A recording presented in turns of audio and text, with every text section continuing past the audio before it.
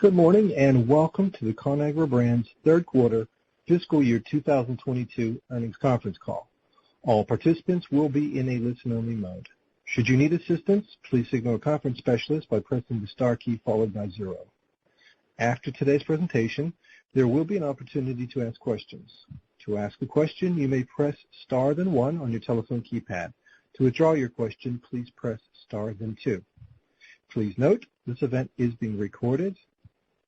I would now like to turn the conference over to Bailey Ellis. Please go ahead. Good morning, everyone. Thanks for joining us. I'll remind you that we will be making some forward-looking statements today. While we are making those statements in good faith, we do not have any guarantee about the results we will achieve. Descriptions of risk factors are included in the documents we filed with the SEC. Also, we will be discussing some non-GAAP financial measures. References to adjusted items, including organic net sales, refer to measures that exclude items management believes impact the comparability for the period referenced. Please see the earnings release for additional information on our comparability items. The GAAP to non-GAAP reconciliations can be found in either the earnings press release or the earnings slides, both of which can be found in the Investor Relations section of our website, conagrabrands.com. With that, I'll turn it over to Sean. Thanks, Bailey. Good morning, everyone, and thank you for joining our third quarter fiscal 2022 earnings call. Today, Dave and I will detail our results for the quarter and our updated outlook for the remainder of the year. We'll then open the line to your questions. I'd like to start with the key messages we want to share with you this morning. As we navigate a dynamic external environment, our team delivered a solid Q3 that was largely in line with our expectations on the top line and adjusted EPS. We remained laser focused on successfully executing the Conagra Way playbook by creating superior products and ensuring physical and mental availability to create lasting connections between consumers and our brands. This enabled us to deliver a robust plus 6% organic net sales growth for the third quarter, in line with what we expected. The strength of our top line can be measured both in the absolute and relative to peers as we gain share in key categories on a 1- and 2-year basis. And it's important to note that in response to inflation-driven pricing that has been executed in the market to date, elasticities have been favorable to historical patterns, even more so than what we expected. Unit demand remains strong as consumers continue to recognize the superior relative value that our portfolio provides. As worldwide events contributed to an already challenging environment, our teams remained agile and nimble to respond effectively and continue to serve our customers. Our third quarter results reflect strong contributions from our latest innovations, and we have another exciting innovation slate planned for fiscal 2023. But we also experienced higher than anticipated inflation as the third quarter unfolded. In the face of these heightened costs, we again made the deliberate decision to continue to invest to service orders and meet the strong consumer demand for our products. Ensuring physical availability is an important part of maintaining and building trust and loyalty with consumers. While these strategic investments contributed to margin compression in Q3, we believe making them was the right decision as we position Conagra for the long term. Ultimately, we landed Q3 EPS a bit differently than we previously anticipated, but we did get there. Our adjusted Q3 EPS actualized in line with our expectations. Above forecasted performance in our Ardent Mills joint venture offset incremental Q3 inflation headwinds. As we look to the remainder of the fiscal year, the environment isn't getting much easier in the near term. We now expect an additional $100 million of market inflation in Q4. The updated Q4 inflation forecast equates to a 26% increase versus 2 years ago. As we'll detail further today, this higher than expected inflation is disproportionately impacting some of our strongest businesses, including meat snacks and frozen. Keep in mind that these businesses rely on inputs like protein and dairy, which are harder to offset in the short term, and that frozen requires more specialized temperature-controlled transportation. But as we started to see this latest wave of inflation coming, we took action on pricing just as we have throughout the year. These new pricing moves go into effect in Q1 of fiscal 23 and are highly targeted toward frozen and protein snacks. These businesses have been distinguished by innovation-driven sales growth, favorable elasticities, continued share gains, and limited private label competition. So although we are experiencing pressure on our total company margins near term, we will see the benefits of the new pricing actions we've taken to offset this latest wave of inflation beginning in Q1 of fiscal 23. With this context, we're updating our outlook for the remainder of fiscal 2022. Our updated outlook reflects expectations for continued strong consumer demand for our products and lower than historical elasticities, as well as the further increase in our gross inflation expectations for the year and the timing of the related pricing actions. Specifically, we now expect organic net sales for the year to be plus 4%, and we project adjusted diluted EPS to land at about $2.35, which translates to approximately $2.65 of earnings power when taking into account the impact of the lag between inflation and our in-market pricing this fiscal year. And with that overview, let's dig into the quarter. As you can see on slide 6, our team delivered solid Q3 results in the face of a highly dynamic and challenging operating environment. On a 2-year CAGR basis, organic net sales for the third quarter increased at just under 8%, and adjusted EPS grew by over 11%. Looking at slide 7, you can see that we continued to grow sales on both a 1 and 2-year basis. Total Conagra domestic retail sales were up 18.5% on a 2-year basis in the quarter.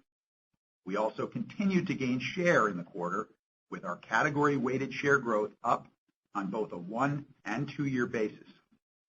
And on a relative basis, our share performance continued to compare favorably to the industry overall and to our largest peers. Slide 8 demonstrates that we gained category share at levels that outpaced our top 15 peers during the quarter. And if you take a look at the chart on the right, the share gains in our frozen and snacks domains were particularly notable. As you can see on slide 9, our performance in frozen and snacks has driven our total Conagra share gains fiscal year to date and during the third quarter. Importantly, our categories are healthy, attractive, and growing. As you can see from the chart on the left, our frozen and snacks domains have grown nearly 8 and 9% during the fiscal year to date and third quarter, respectively. So we're not just gaining share, we're gaining share in some of the most attractive parts of the store. These results are holding, notwithstanding our need to put significant inflation-driven pricing into the market. On slide 10, you can see the extent of our recent actions, which increased in Q3 and have accelerated over the last 5 weeks. On-shelf prices for our brands rose across all 3 domestic retail domains compared to the same period a year ago, with inflation-driven price increases most concentrated in frozen and protein snacks. We implement these pricing actions, we're watching the impact on volumes closely, and we are pleased that the price elasticity has remained below historical levels. Slide 11 demonstrates that unit sales have remained consistently positive on a 2-year basis, even as the on-shelf prices for our brands have increased. This dynamic is a testament to the fact that despite the broad-based inflationary environment we're operating in, the targeted nature of our inflation-driven pricing actions and the superior relative value of our products continue to resonate with our customers and consumers. A great example of this is our Banquet brand in our frozen business. As we've discussed before, the Banquet brand is a mainstay in American households and has undergone considerable modernization to ensure that the brand delivers on its promise of relevant flavors, hearty portions, and a great value. Consumers see the relative quality and availability of our Banquet products and continue to choose Banquet despite inflation-driven price increases.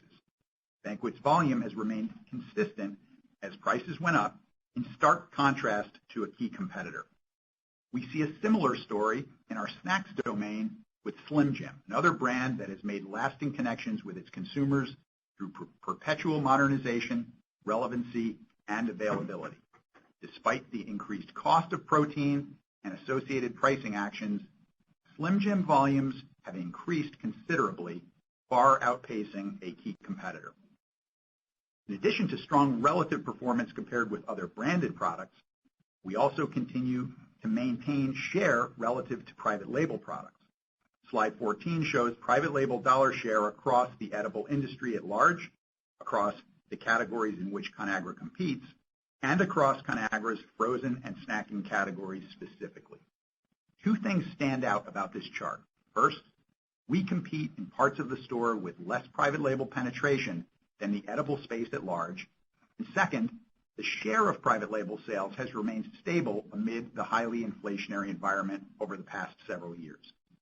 We believe the data shows that consumers are finding comfort in the quality, reliability, and familiarity that national brands provide, particularly modernized brands like those in our portfolio. And we have not backed off from our modernization focus in the current environment. Innovation has remained a key to our success. Slide 15 shows the impact of our disciplined approach to delivering new products and a modernized portfolio. During the third quarter, our innovation outperformed with the strong results we delivered in the year-ago period. And once again, our innovation rose to the top of the pack in several key categories, including with toppings, frozen vegetables, and frozen plant-based meat alternatives.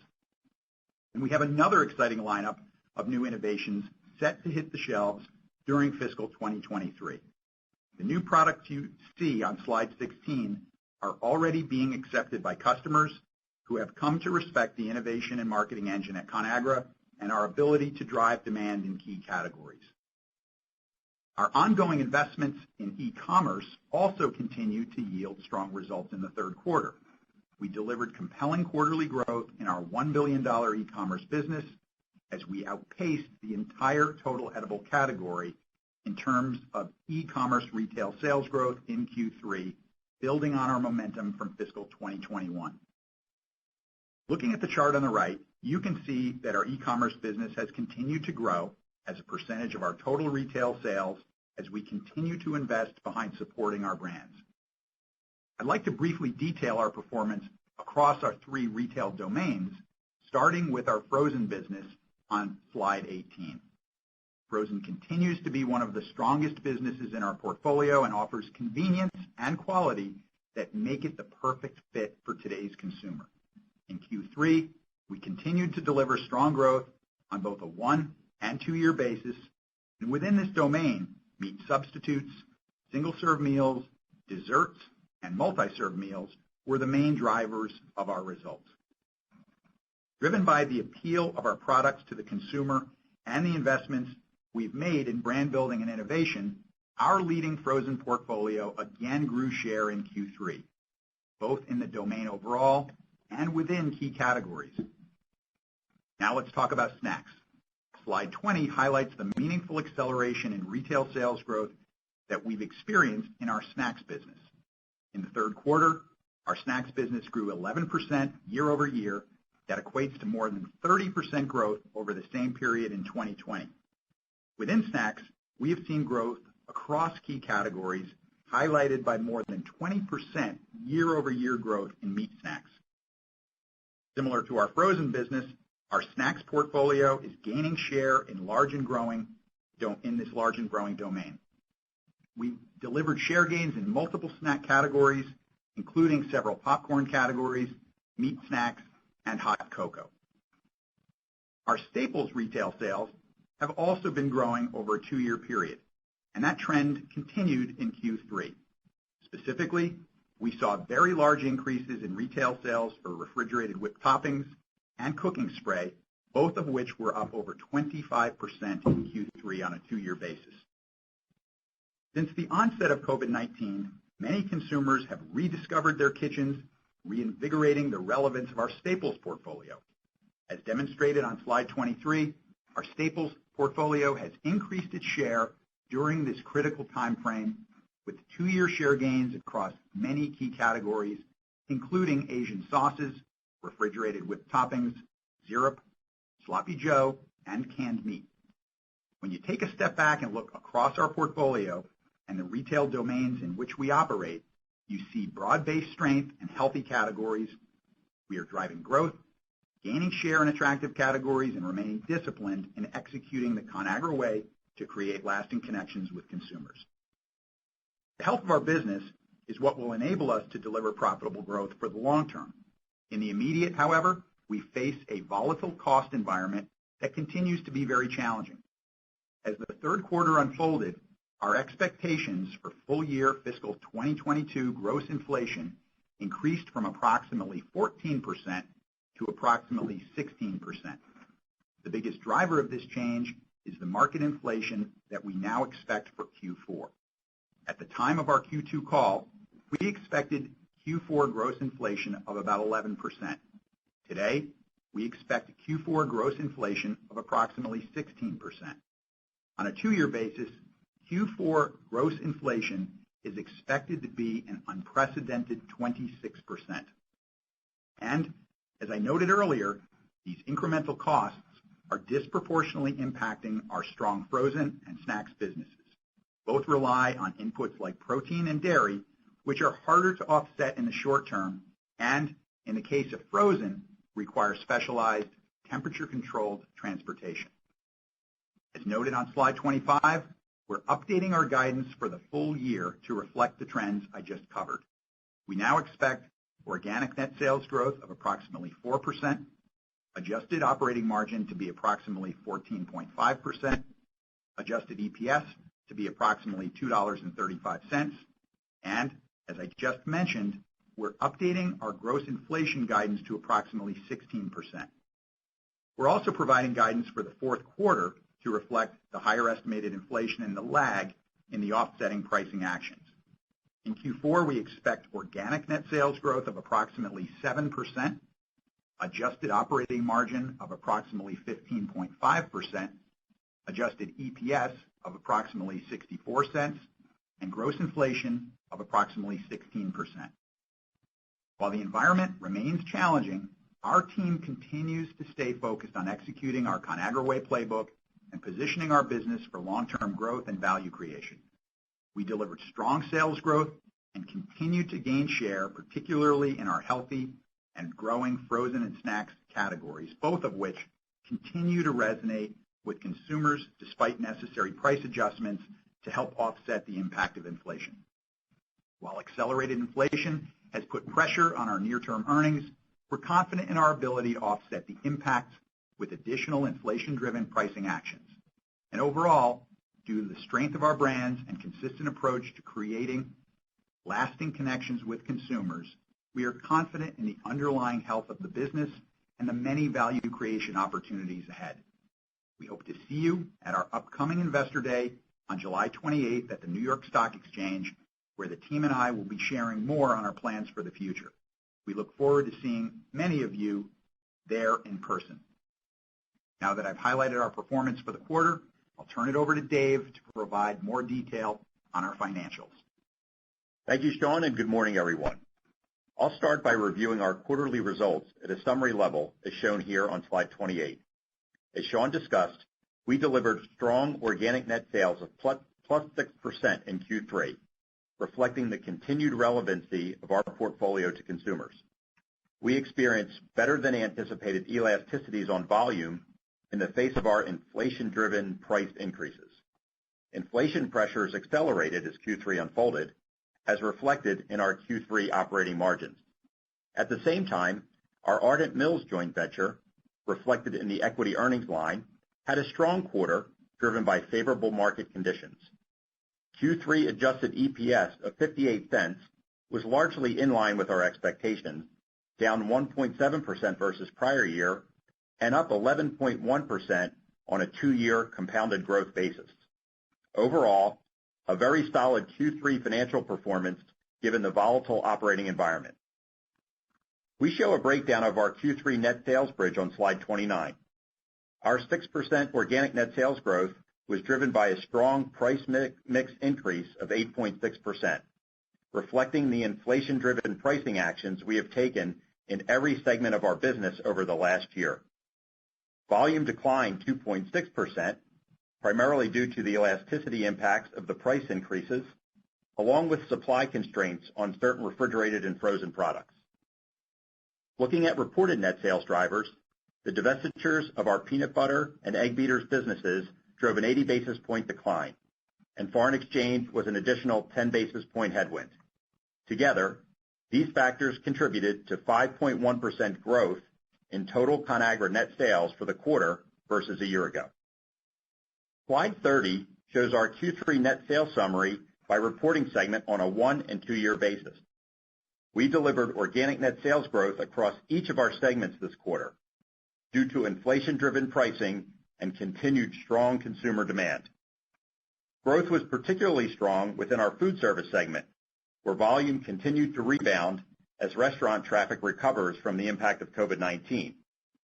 Food service third quarter organic net sales were in line with pre-COVID sales levels.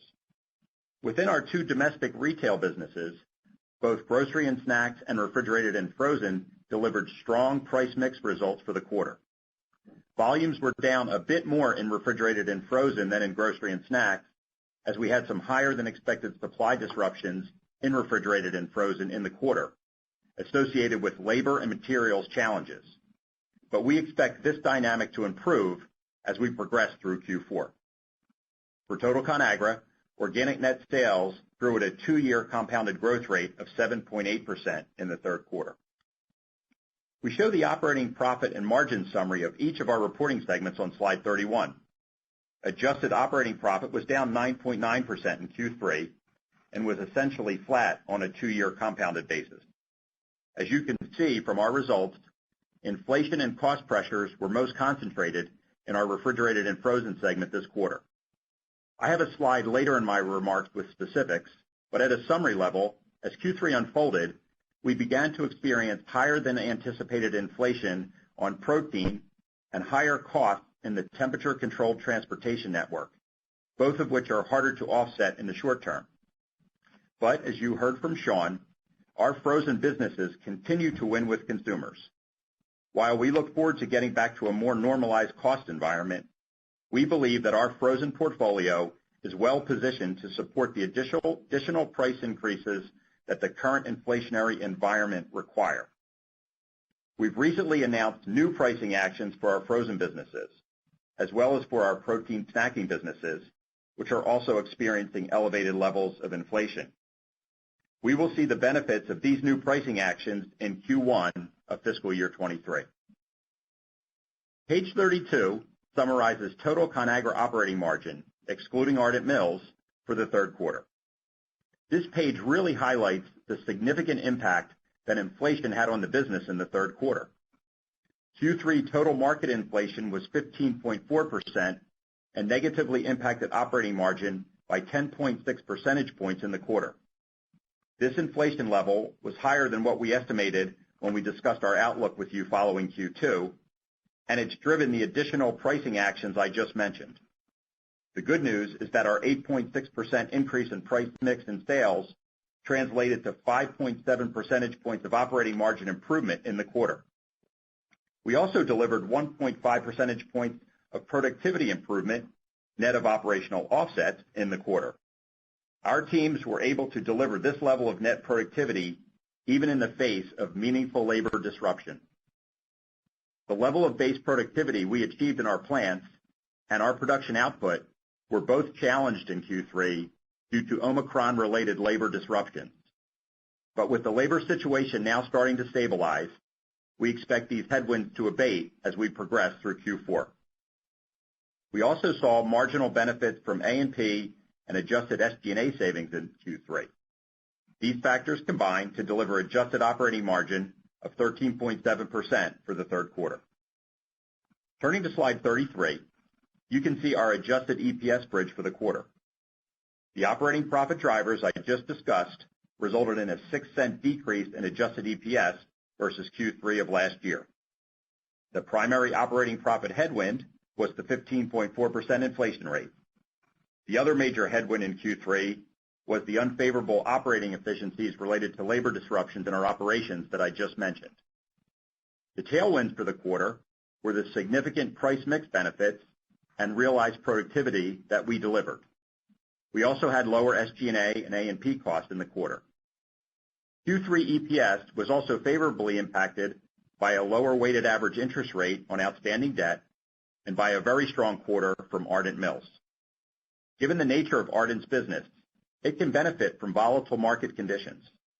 Although Ardent income is recorded below operating margin in our financial statements, it is a cash-generating business that has performed well in this highly inflationary environment.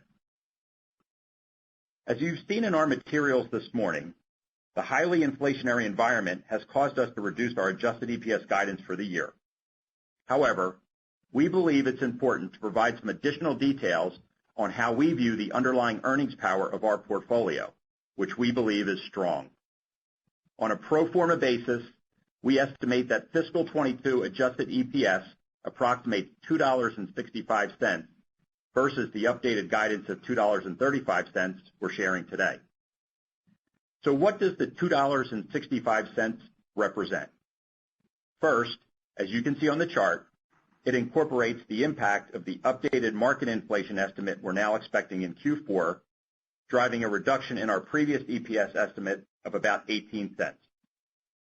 The $2.65 also reflects estimated favorability of approximately 3 cents versus the previous full-year EPS estimate for Ardent Mills. Beyond those items, the $2.65 reflects our estimate of all the pricing lags we faced this fiscal year. As you've heard us discuss in recent quarters, the reality of a CPG food business is that inflation hits the P&L before a corresponding pricing response can be executed with customers. Generally, that lag is about 90 days. We've estimated the impact of our pricing lags, net of elasticities, for fiscal year 22. We believe that the full-year EPS impact of these lags is approximately 30 cents. This estimated impact excludes our food service and international segments, as we only quantified it for the domestic retail businesses. Of course, it's important to understand what this estimate represents. It is not our fiscal year 23 EPS guidance. We will provide more insight on our expectations for fiscal 23 after fiscal year 22 ends. But it is our estimate of what adjusted EPS might have been in fiscal 22 if price increases were effective at the same time that inflation actually hit our P&L, better demonstrating the underlying earnings power of the business. Slide 35 breaks down our revised inflation expectations a bit further. As you can see, the expected inflation rate for Q4 has the biggest delta compared to our previous expectations. If you look at the chart on the right, Q4 inflation is expected to be approximately 26% versus 2 years ago. Clearly an unprecedented level of market inflation that we are managing through. Slide 36 goes into more detail on where we saw this inflation impact on our supply chain most severely in the third quarter and where the bulk of the incremental $100 million of new inflation is coming from. As Sean and I have both mentioned, transportation and proteins were particularly challenging in Q3 and remain so as we started Q4. Dairy has also been a headwind versus our prior expectations. Let's talk a bit more about each of these. Beginning with transportation, Q3 costs were heavily impacted by driver and truck availability, which resulted in more inflationary pressures from spot market usage and rates. Additionally, as you are all aware, fuel prices were driven up significantly during the quarter due to unforeseen worldwide events. With respect to proteins and dairy, we also saw Q3 inflation at rates higher than previously forecasted. Meat-based proteins are difficult to hedge, and current industry freezer inventory positions are at multi-year lows. This supply dynamic limits our ability to build our freezer stock inventory, which is our typical coverage strategy. For a bit more perspective on cost, our total meat-based protein spend in fiscal 21 approximated $675 million. For fiscal 22, we now estimate total meat-based protein market inflation of approximately 50%, which is approximately $340 million of additional market cost in this one commodity area, driving nearly 40% of our total gross materials inflation in fiscal 22. In summary, these three categories alone are estimated to drive 16 cents of the incremental gross cost inflation we're now expecting for Q4. Turning to the balance sheet and cash flows, we stayed the course on our balanced capital allocation approach this quarter. As outlined on slide 37, we reduced net debt by approximately $240 million in Q3, getting our net debt to EBITDA ratio to 4.2 times. As more of our pricing actions flow through our balance sheet in the fourth quarter, we expect this leverage ratio to drop to approximately 3.9 times. We remain committed to an investment-grade credit rating and to our long-term net leverage target of roughly 3.5 times. I'll wrap up with a repeat of the updated guidance that Sean walked you through. Our new fiscal 22 and Q4 guidance are shown on slide 38. As you've heard from us this morning, we expect our strong top-line momentum to continue, with benefits from our pricing actions and favorable elasticities driving organic net sales growth of approximately 7% in Q4 and approximately 4% for the full year, up from approximately 3% in our previous guidance and up from approximately flat in our original fiscal 22 guidance. Because of the incremental inflation we have discussed today and the additional lag in the pricing actions, we are estimating Q4 EPS to approximate 64 cents, a strong increase of 18.5% versus the prior year. This results in EPS for fiscal year 22 of approximately $2.35, down from approximately $2.50. We also now expect market inflation for the year to approximate 16%, up from approximately 14%, and we expect adjusted operating margin to be approximately 15.5% in Q4 and approximately 14.5% for the full year. We remain confident in the brand strength and underlying earnings power of our business. Following the Conagra Way playbook, we continue to invest in our brands to create innovative products that resonate with consumers, and we believe these investments have positioned our portfolio well to manage through this challenging environment. We look forward to diving deeper into the progress we have made and the future opportunities we see at our upcoming Investor Day scheduled for July 28th in New York City.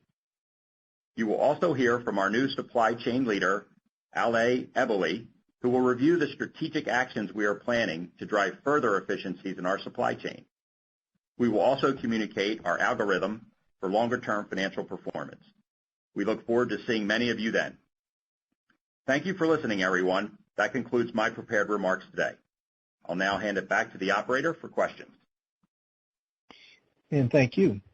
We will now begin the question and answer session. To ask a question, you may press star then one on your telephone keypad. If you're using a speakerphone, please pick up your handset before pressing the keys. To withdraw your question, please press star then two. At this time, we will pause momentarily to assemble our roster.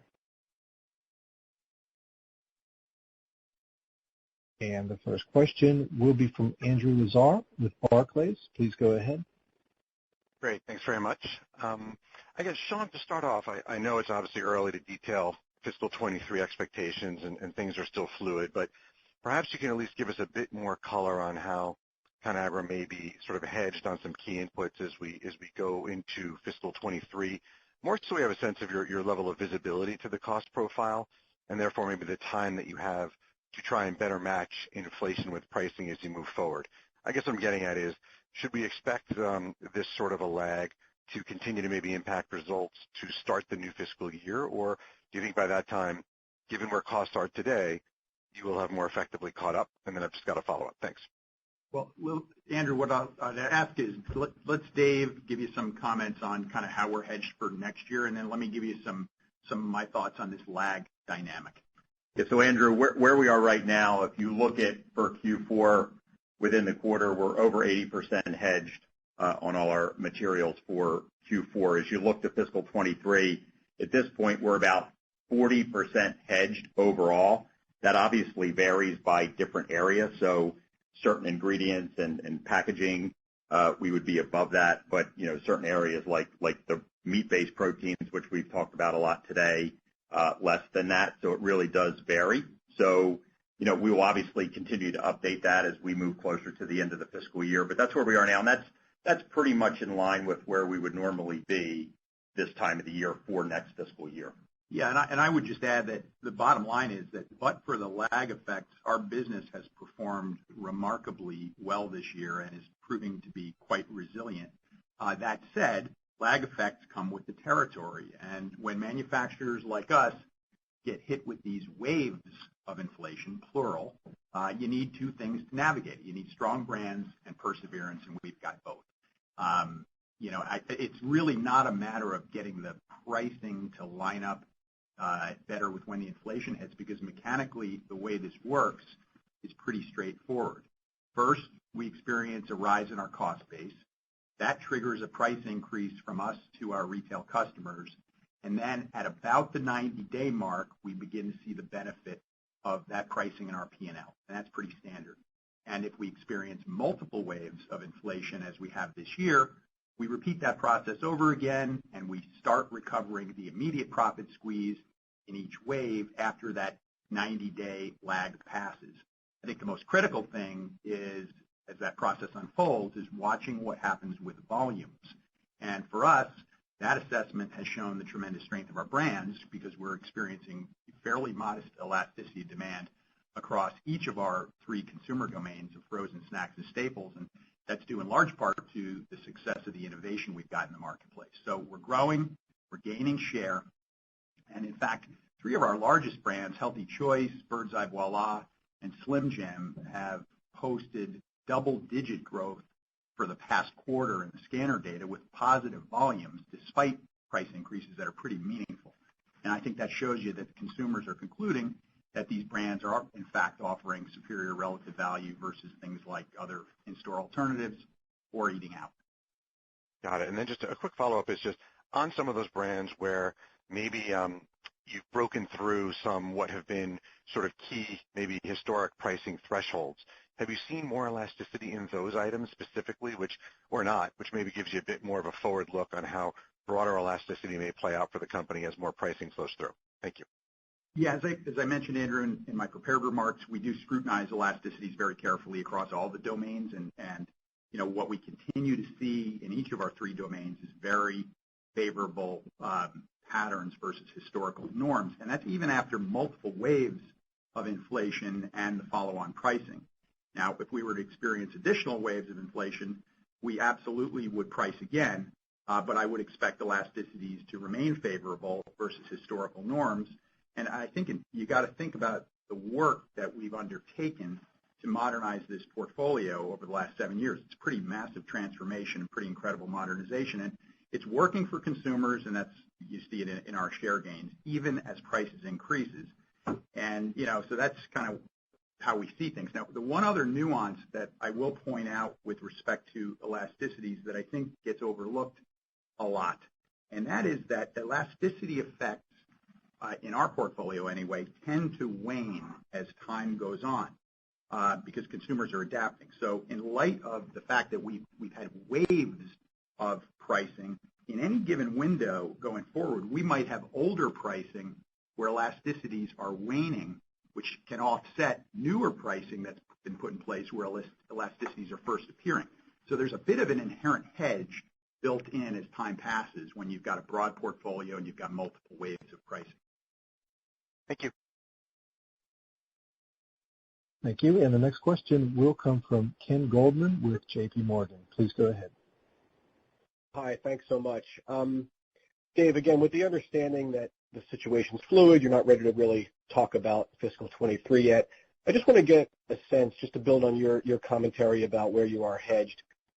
Best guess, as things stand today, where might we expect your cost inflation to be at its worst in terms of general time of year, and when might you anticipate pricing being at its peak? I know we can't be overly precise here. I just really want to get an idea of rough timing for these factors, if you have that general sense for us.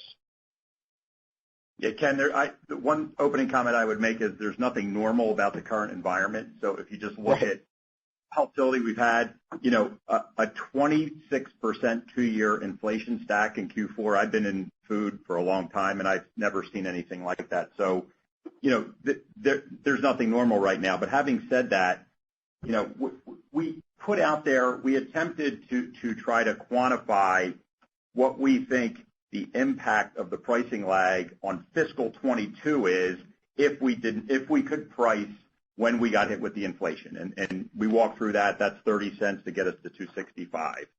That is not guidance for next year, okay? What it is it's more of a pro forma kind of assessment of where our underlying profit is or our earnings power. When we looked at 23, there are a lot of different items that we have to work through before we finalize our estimate. So what are those things? Well, obviously, we've taken a lot of pricing this year that we're going to wrap on. So we're going to have a big benefit next year because we're going to get a full year benefit of pricing. We're also going to have the full year wrap of inflation because inflation has been going up during the year too. So we have to work through all those details. We have to update what our demand is going to look like based on elasticity estimates. Sean just articulated very well how we're seeing things now, and we have to continue to monitor that. The big thing is, and this is your question, what is our updated assessment of fiscal 23 inflation and any related pricing that may be necessary from that? So we're in the process of looking at all the markets. I answered the previous question that we're about 40% covered for 23 right now, but we're still working through that and assessing the markets. And the last piece that affects next year is updating our productivity estimates as the supply chain rebounds from all the operational challenges that we're dealing with in fiscal 22. So as you can appreciate, that there are a lot of big factors that are going to impact fiscal 23. So I can't really give you any specific numbers at this point. Hopefully that gives you a little bit of color of how we're thinking about it. Yeah, Ken, I'll just add a couple of thoughts here. I just want to point out we have not been and we will not be overly optimistic in terms of our inflation outlook. If you look back to what we were calling for at our last quarter in Q4, we called for 11% inflation, and that was on top of big inflation in Q4 last year. So specifically, we called for about a 20.5% 2-year stack on inflation in Q4, and that's a big number. And had it come in, we would have landed full year EPS this year at 250. So that's kind of been our posture. There was no way we could have called the 26% 2-year stack and the 16% Q4 inflation versus 11. But we obviously now we've experienced it, and it will cause us to continue to be balanced in our outlook. And understandably, we've spent a lot of time talking inflation today, but I think an equally important topic is, in fact, the broad-based strength we're seeing in the portfolio. It is undoubtedly the byproduct of 7 years of heavy lifting to modernize this business, and it matters a lot because it's given us the ability to take meaningful inflation-driven pricing, and it enabled us to maintain consumer loyalty even after taking price, as evidenced by the modest elasticities we've experienced. So, we've experienced a lot of inflation, but we've also been aggressive in taking the justified actions to offset it. And I just looked at the scanner data for the week ending March 27th for 10 companies, us and 9 competitors. And what it shows is that versus 2 years ago, in the most recent 4-week period, Conagra's price per unit change versus prior year ranked number 1. And for the most recent 13-week period, we ranked number 3. And for the most recent 52-week period, we ranked number 4. So the actions we've taken are clear in the data. The consumer has also seen it, but their conclusion based on their purchase patterns remains the same, and that is that our portfolio is giving them superior relative value even after raising price.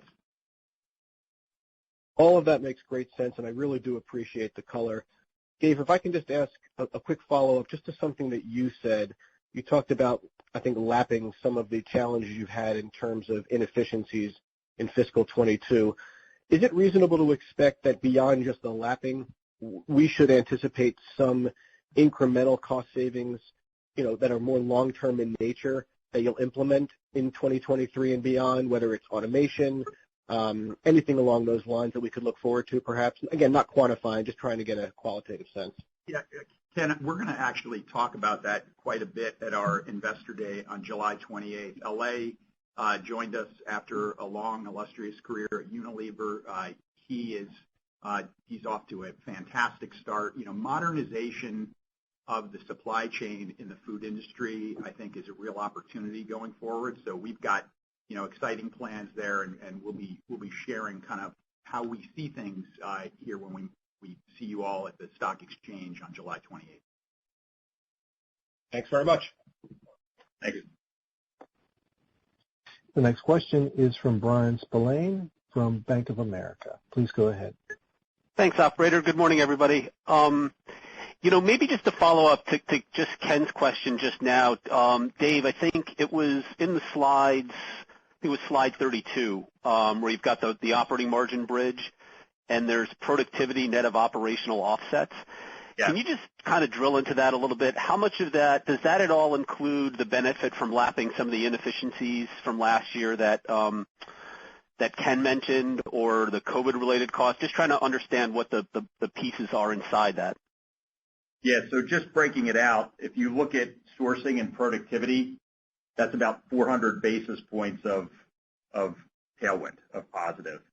So our kind of supply chain inefficiencies, so with our output being down, higher than expected absorption, fixed costs there, and just labor disruptions and premiums we have to pay to kind of keep the manufacturing plants running and meeting demand, and just everything that went through that. All those inefficiencies are netted in there. So that's about 250 basis points of a headwind to get to the 1.5%. So, Dave, is the way to think about that, because the prior year base would have had inefficiencies. I'm assuming, right, that the prior year base had I think you had called out last year, like inefficiencies related to COVID shutdown. So, like the gross to net here on productivity, as some of these things go away, will you actually capture more of the productivity intended or the gross productivity going forward without having to do anything else additionally? So a lot of the productivity that we see, right, there's sourcing. We capture two sort of elements of productivity, right? There's the sourcing, which is because we always quote inflation gross, and then we're able to hedge and do other things to reduce some of that market cost. So that's in there. And then we have our core productivity programs. And what's happening is those programs, so driving favorable yields and all the different things that happen to drive productivity, people do those things, and there's projects that manage those things. Well, when you're short labor and it's all hands on deck to produce, that does disrupt your core productivity programs, right? So it almost can become a double whammy because you're not driving the savings and you have to pay additional costs just to get the right staff to be able to produce what you need. So it's hard to quote a number conceptually. I would say yes, but we also have to have stability with labor, right? We didn't know a quarter ago what the extent of Omicron was going to be. So there's just so many things that have happened that we haven't been able to predict. So assuming we don't have more of those things and we can get stability, we'll be able to get back to some of our core programs. Yeah. Okay. All right. That's helpful. I'll pass it on. Thanks, guys. Thank you. And the next question comes from David Palmer with Evercore ISI. Please go ahead. Thanks. Just to follow up on gross margins, it looks like fiscal 22 gross margins might be 300 basis points lower than that of fiscal 19, and your comments about the 30 cents of lag between price and inflation would imply something like 200 basis points of margin recovery if that lag would to narrow. And so I'm wondering, trying to think about the sort of the stacked performance of price versus inflation and how we could have that be that perhaps that gross margin might narrow to as little as 100 basis points when you've had so much inflation, 26% you said stacked inflation, you've had 10% price stacked currently, some more to come, but it's hard to believe that you'd get all the way up into the mid-20s. So I'm wondering, could you help us think about how you might be able to bridge to only 100 basis points of gross margin pressure if that lag narrows in 23? Yeah, David, it's tough right now for me to kind of get into that. I think, a lot of it comes down to what the additional inflation is going to be and what the additional pricing is going to be that we need.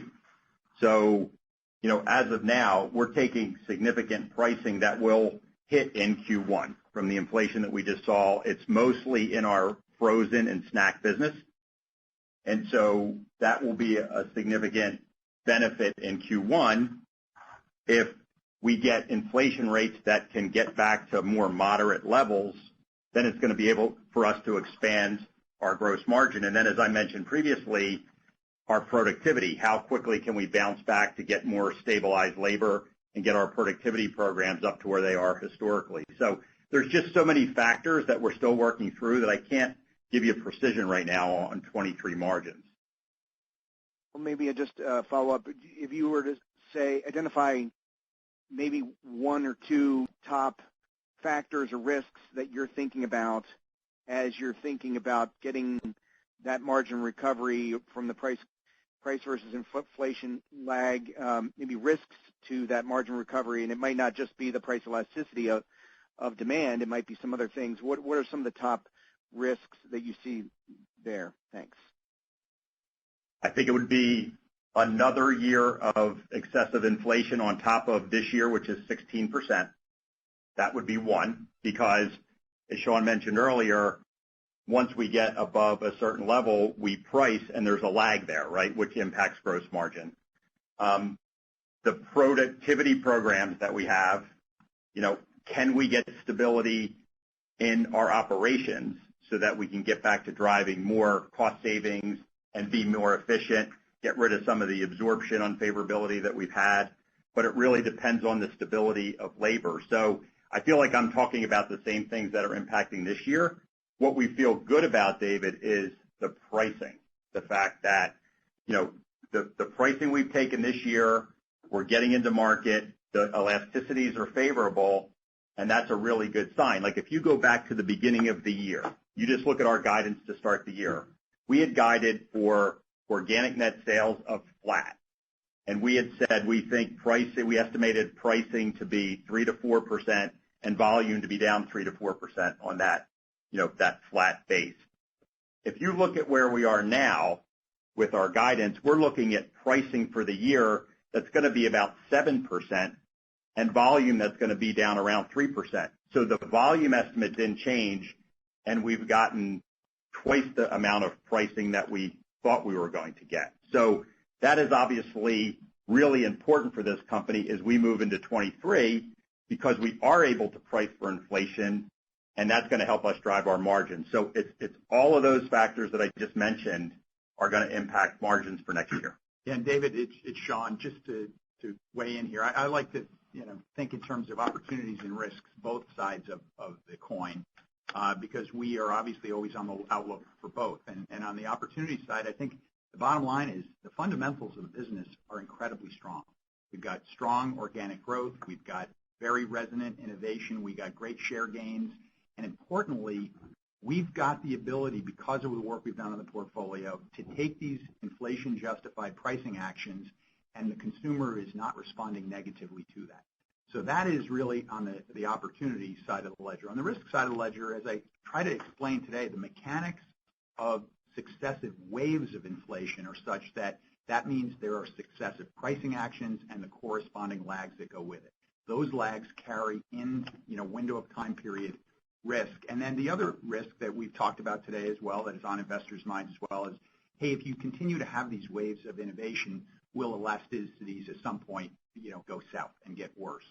And we don't see anything that is indicating that's the case. And in part, it's due to what I talked about on last quarter's call, which is the comparator set for these consumers as they're really assessing total value right now is not just an item versus what's to the left and the right of it on the shelf. It's the item versus what else they could buy. And when people are, in a tough kind of negative outlook environment and they're looking to cut costs, they tend to switch out of the highest ticket items first. And that means we expect to continue to source a lot of our growth, as we have been, from people electing to eat in-home instead of out-of-home. And that is one of the things that is favorably impacting our elasticities. Thank you. Thank you. And the next question will be from Rob Dickerson from Jefferies. Please go ahead. Great. Thanks so much. This might be kind of an overly basic question, but I'm curious. So, the operating margin guide for Q4 relative to Q3 is a little bit higher, right? But at the same time, you're speaking to, higher cost inflation relative to what you had expected.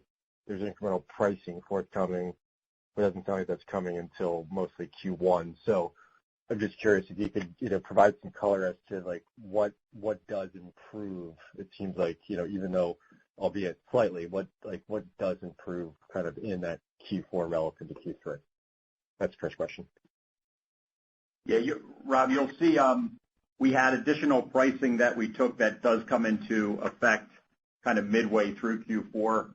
So that's going to help our gross margin versus prior year and versus prior quarter, as well as our SG&A and A&P combined. We're going to see some favorability there relative to prior year and Q3 as well. All right, fair enough. And then, I guess just kind of broadly speaking, step away from the cost inflation conversation is just portfolio positioning overall, right, Sean? I mean, you continue to kind of speak to the stronger portfolio, you're investing in the brand, giving you pricing power. Would you say, as you still kind of think on the go forward, let's say the next 3 years, that the role of your kind of staples part of the portfolio is still, kind of viewed as positively today, maybe as it has been over the past 2 years, just kind of given all the benefits you saw with COVID, or are there areas to kind of maybe increasingly, focus the portfolio, just refrigerated, frozen, snacks, except et cetera, kind of more on the growth side? And I'll just leave it at that. Thanks. Yeah, I'd say, Rob, over time you've seen our portfolio has significantly increased in refrigerated and frozen and snacks relative to our staples business. That said, we've been very deliberate in being aggressive to reshape that staples business because there's a lot of good to get out of staples businesses overall. What we've done is we've identified the businesses within staples that are more commodity-like in nature, where we see more private label development and there's less pricing power, and we have divested those businesses. And what we're focused on in staples are, think of staples as cooking ingredients and enhancers, and these can be incredibly high-margin businesses with very solid top-line performance, if not growth potential. So, we've got just gems in our staples business across that business, like Pam cooking spray and Rotel and lots of other places where we've got extremely strong relative market shares, extremely strong margins, and a pretty nice top line. But we're just continuing to reshape that business because it does throw off a tremendous amount of cash that then becomes an engine for the growth and innovation that we've extracted out of frozen and refrigerated and out of snacks. So it plays an important role in the portfolio. Not to mention, to our customers, these are traffic builders, a lot of our staples products. So they're really important to our customers, and it helps us, from a scale perspective, having some leverage when we're talking to these large retailers. So we'll continue to look at perpetually reshaping our portfolio for better growth and better margins. That's kind of what we do every day around here. All right, thanks. Appreciate it. Thank you. The next question is from Chris Growe from Stifel. Please go ahead. Hi, good morning. Morning, Chris. Thanks for the time. I just had a quick question for you, and a question I think for Sean, just around where you see the consumer today. We've talked a lot about favorable levels of elasticity. There's some indication that private label is starting to pick up, for example, and maybe some trade down in certain categories. Just want to get a sense, without going through every category, certainly, but from a high level, what you're seeing across your business and some of your key categories. Yeah, we first of all, Chris, our portfolio under indexes in terms of private label development versus food in general and a lot of our peers. In our two high growth areas of frozen meals and snacks, we have very little private label development, in some places none. So there's not a lot of interaction there. And what's important about that is a lot of the targeted pricing that we're taking in Q1 of next year to offset this Q4 inflation, it's very focused in frozen and refrigerated and in meat stacks. And so those are our very strongest businesses, very low private label development. So that, again, bodes very well. But in terms of private label overall, as I often tell you all, it's very category specific. And what I look for, or what I see when I see private label switching and interaction is, A, it tends to be a more commodity-oriented category. So think cooking oil, ibuprofen, things like that, where the consumer is very smart. There are low switching costs, and if those spreads between the two brands get too wide, it's easy to switch. And so we don't have a lot of those categories. We did cooking oil, peanut butter, liquid eggs. We've exited those businesses, and we don't. We've got a couple, but we don't have a lot across the board. The other place where you see trading down and switching is when you have a very high ticket item, $15, $20 a purchase. We don't have a lot of those products in the portfolio. Actually, elsewhere in CPG, cleaning products, things like that, they can experience those trade-offs. Maybe the closest analogy for us is eating away from home. That's a high ticket item, and that's where we've seen trading down. But instead of that trading down going to private label, we are the beneficiaries of that trading down, and we'll take it. And just to be clear, then, do you build in like increasing levels of elasticity across your business going forward, just to be conservative or based on historical experience? Yeah, what we've done from the beginning is we initially kind of started modeling elasticity based on historical elasticities. We are not experiencing anything close to historical elasticity. But we do bake in elasticities, and we've got pretty good models now that are calling them pretty accurately, and we attach elasticities to each successive wave of pricing that we've had to take. And we don't really model in the waning of elasticities on the older pricing that we've got, but we actually can see that in the marketplace. And, that's a dynamic I've been seeing as long as I've been doing this. People do adapt to higher prices. If you look over the last 50 years, the price of pretty much anything you buy has changed, many times over. Yep. Thank you. I had just one quick question for Dave. On that chart where you show like the pro forma EPS and the 30 cents from the impact of the pricing lag, I'm just trying to understand that number because the market inflation you cite on there is a 21-cent drag at the operating profit level. What's the difference between those two? Is that were you unfavorably hedged? Is that the way to say it? Or I want to make sure I understand the difference between that 30 cents and maybe like the market inflation or even the profit there of negative 18 cents. Yeah, so it's really two different things. The bridge, the left part of that chart, Chris, is to get you from the 250 guidance to the 235 guidance. And that's everything we talked about. So it's the additional inflation that we've seen in proteins and transportation, and then some upside relative to what we expected for Ardent. So that's just to give you a high-level bridge to the 235, which is our new call for the year.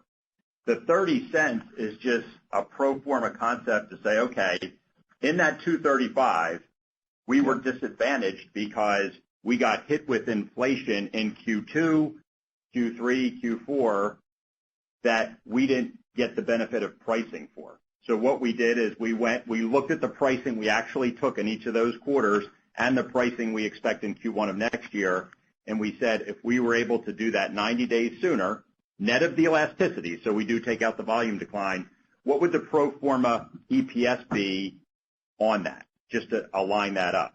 So it's just a timing thing of the pricing actions that we've taken in response to the inflation. Understood. Got it. I appreciate that color. Thank you. Okay.